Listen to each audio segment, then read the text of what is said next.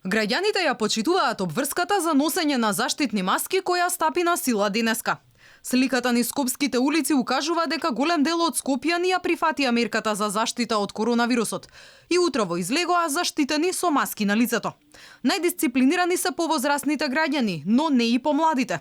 Ретко кој од нив носеше заштитна маска. Сепак, вчерашната одлука на надлежните остави и низа нејасноти. Како што вчера слушнавме од надлежните, заштитна маска треба да се носи и кога се оди надвор од дома, значи сегде онаму каде што не може да се запази онаа физичка дистанца од 2 метри, меѓутоа не беше убаво објаснето дали тоа ќе важи и додека граѓаните се движат по улица, затоа што, како што знаеме, секако има места кога минувачите се разминуваат, тие се доближуваат еден до друг и секако не може да се воспостави онаа физичка дистанца.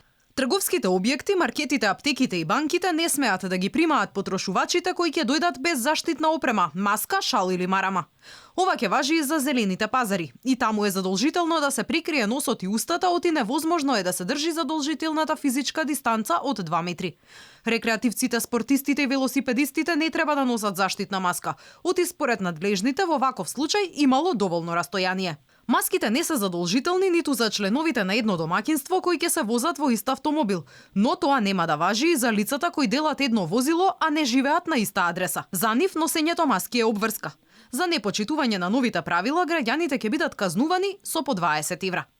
Од денеска забраната за движење ќе трае пократко. Наместо како досега од 16, ќе почнува во 19 часот и ќе трае до 5 часот наутро.